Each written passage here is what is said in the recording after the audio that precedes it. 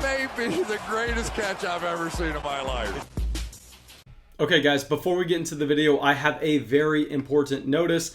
I know we said we were going to be live streaming at 9 p.m. Central tonight, but I told my girlfriend we would go out and eat with her grandparents. So that's supposed to be done by 9 p.m., but I cannot guarantee it. It's not something I can leave early. So maybe the live stream gets kicked off at 9:10 or 9:15 p.m. Central. So please guys, make sure that you are subscribed to the channel. You have your notifications on for the videos, because as soon as I can, I am going to go live. And as I said guys, for the first 10 to 15 minutes of every single live stream, we are ignoring the donation questions, only answering the general chat. That way we can reward everyone who is coming in very early on. And so if you want to be in that group, this time, I don't know if you're going to necessarily just be able to log in at 9. I think you are going to have your notifications on, so when we do go live. But I'm going to try to do my very best. I think at the very latest, it's probably going to be 9:15, but y'all know that I'm never even like a minute late for the live streams, so I don't want y'all sticking around for like 15, 20 minutes if I'm not able to be there. It's because I am rushing back from dinner. Okay, now that's all I got, and let's get into this video, and let's just give y'all some injury updates. These are going to be some players that we either need to make sure we have out of our lineups, in our lineups, and also it's going to impact just other start-sit decisions for us, because the opportunities on some offenses are going to change for running backs like Giovanni Bernard and etc. Okay, so let's not waste any time, and let's start with Robert Woods. Okay guys, with Robert Woods, the last report that we have on him is that he did not practice on Friday. Now, his game is on Monday, so it's not necessarily the end of the world. Obviously, if he was supposed to play on Sunday at noon, I think that we could kind of rule him out for this game, but it's just normal for them to give him an extra day. He is a veteran, and on top of that, they are having just 2 more days until their game. But I will say, Robert Woods is not a player that I am confidently putting in my lineup. This is a very tough matchup for him. Even if he does play, he may be limited. So with Robert Woods, if I have better options, I think that we are going to be looking elsewhere. If you're choosing between someone like Robert Woods or DJ Chark, we're definitely going to always give the tiebreaker to the other wide receiver too. Obviously, you're not dropping down massively in tiers. You're not going to go from Robert Woods to Jerry Jeudy or anything. But please, please, if you were kind of iffy on whether you should go with Robert Woods or wide receiver X, please just go with the other wide receiver, because this is a headache we don't want anything to do with.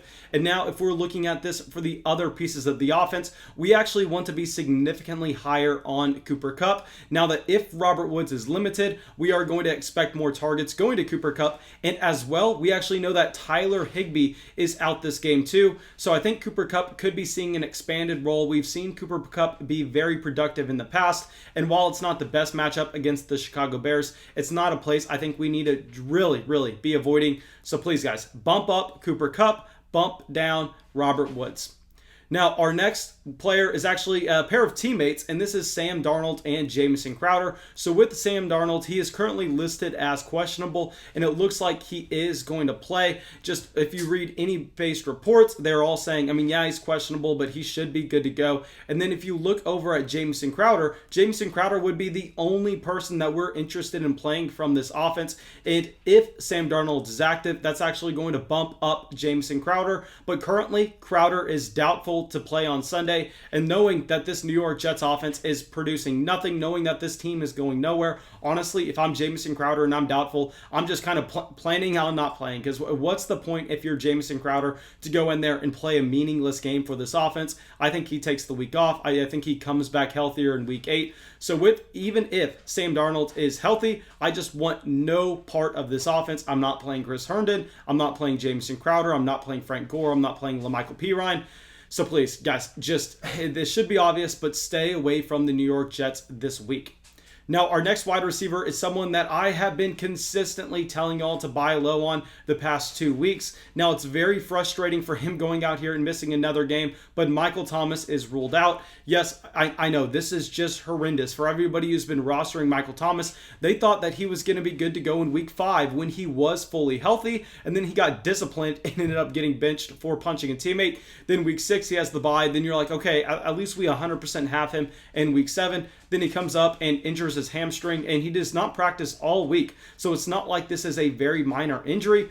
honestly, guys, I think that Michael Thomas is going to be a player we may end up expecting to miss week 8 as well. But please, please, do not change your mind on going out and trading for Michael Thomas, because this is a wide receiver that we know when he is healthy, he is going to be a top 3 option for us. And I think coming into week 8 or week 9, whenever he's listed good to go, it's going to be very similar to what we did with Julio Jones in week 6, where as soon as he came back, we were ready to put him as a top 5 option and did not even have to think about it. So I promise y'all guys, the Michael Thomas owner is very, very frustrated. I think you can go out and you can buy him at a major discount, something I would really like to do. If I could add on maybe a wide receiver 3 to a player like Kenyon Drake and just test out the waters to see if Michael Thomas is attainable, I think that in some leagues that gets done, and I think it would really help your team down the road. Now, so I know with Michael Thomas being inactive, people are going to come over and say, oh, is Emanuel Sanders going to be a good play this week? Guys, Emanuel Sanders actually just got placed on the COVID list, so we're going to be without Emanuel Sanders as well. So what I am advising for you to do is I'm advising for you to bump up Tre'Quan Smith into that low-end wide receiver 2 range for this week. We're not scared of the matchup going up against the Carolina Panthers, and on top of that, we've seen Tre'Quan Smith be productive whenever he gets the targets, and outside of Alvin Kamara and Jared Cook, there is literally no one else to go to with this offense. I think that we could end up seeing Tre'Quan Smith come in and be a difference maker for some teams that are suffering injuries, for some teams that are going through bye weeks. So guys, if you're deciding between a player like Robert Woods or Tre'Quan Smith, I know it sounds crazy, especially with Tyler Higbee being ruled out already, but I think we're going to lean with a player like Tre'Quan Smith where we know he's going to be slated to get the targets. Now, our next player is a high-profile running back that nobody knows what to do with, and this is Aaron Jones. So currently, Aaron Jones did not practice on Friday with a calf strain, and looking at Aaron Jones, I mean, clearly he does not have to practice to be good to go on Sunday. This is a running back that is just highly efficient and has been with his touches throughout the entire season. Now, I got a ton of questions in the live stream last night asking, is Aaron Jones going to play? Yada, yada, yada. And I'm saying, guys, I don't know, but what I can tell you I know is even if Aaron Jones is inactive, you cannot expect Jamal Williams to just step into this running back 1 role. I think that we are going to continue to see this backfield split. I think what we end up seeing is Jamal Williams have a very similar role, maybe just increase in his carries and targets by 15%. And then we're going to see A.J. Dillon come in, the 2nd round pick from this Green Bay Packers team. They took him over a list of quality wide receivers in this year's NFL draft. They significantly invested into this running back. A.J. Dillon has not got so much run so far, but still, I think that we do expect Dillon to slide into some kind of role, and I don't think I want to get excited about playing either A.J. Dillon or Jamal Williams. So honestly, if Aaron Jones is inactive, I'm just kind of staying away from this backfield, even though it's a fantastic matchup against the Houston Texans. Okay, now our next player is Deandre Hopkins, who's been questionable all week. He hasn't practiced in full yet. So honestly, guys, I know y'all are nervous about Deandre Hopkins, but I am not. I think that we look at a player like Hopkins and understand maybe he's just in that Julio Jones mold now, where we've seen Julio Jones over the past 3 years be on the injury report every single week, because he does not need to go out there and get a full practice in ever just because the caliber of wide receiver he is. They would rather run him through limited, make sure he's good to go on Sunday, and I am not worried about DeAndre Hopkins whatsoever. I'm planning on playing him, and he's in a fantastic matchup where I think that actually DeAndre Hopkins is the wide receiver 1 this week, going up against a very bad Seattle Seahawks secondary. We should expect Kyler Murray and Russell Wilson to get into a just massive shootout here. So please, guys, do not worry about DeAndre Hopkins. He's going to be good to go. Put him in your lineup. Now, our next player is Noah Fant. Now, with Noah Fant, he is 100% good to go against the Kansas City Chiefs. This is a tight end that we honestly thought maybe have been good to go against the New England Patriots a week ago. Obviously, he was inactive, and knowing that they gave him that extra week to come back, I'm honestly a little bit more confident in going out and playing him against a good Kansas City Chiefs defense. Here, I have no hesitation putting him in my lineup. I think that Noah Fant is going to be a top 10 tight end this week, and I think for the rest of the season, we could actually see Noah Fant be a top 5 option at the tight end position.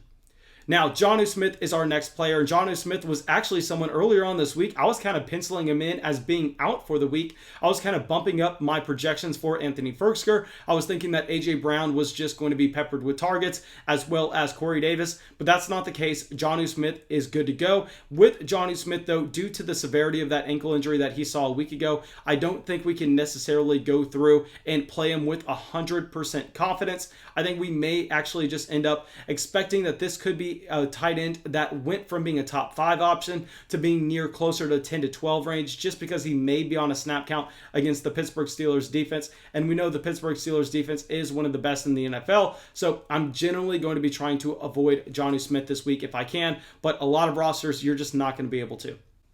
Okay, now our last player is Diontae Johnson. Guys, Diontae Johnson is going to be fully good to go this week, and I honestly think there is a chance Diontae Johnson comes in here and he puts up decent production. I know that that's going to be a very hard thing to kind of just count on, knowing that they have the emerging Chase Claypool, knowing that they have Juju Smith-Schuster leading this team in routes run. On top of that, they have a good tight end option in Eric Ebron. They have a great running back in James Conner. So I know that the overall offense looks like it's going to be very spread out, and you don't know who's going to be able to pop off on a week-to-week basis. But with Diontae Johnson being active, honestly, I think the biggest impact is going to be with Ben Roethlisberger, one of my top quarterbacks of the week. I think he's going to come out here and just air the ball out because he quite possibly has the best group of weapons in the entire NFL at the moment. Okay, but thank you guys. I really hope y'all enjoyed this video. I really hope y'all got something from it. As always, if y'all did, please make sure you go down there, drop a like, subscribe to the channel, leave a comment. We are by far and away the hardest working fantasy football channel on YouTube. Y'all are easily the best fantasy football audience on YouTube. So yeah, I really hope I see y'all in the live stream tonight. As I said, plan on it being 9 p.m. Central, but we may run a little bit late, and if we do, I am very, very sorry.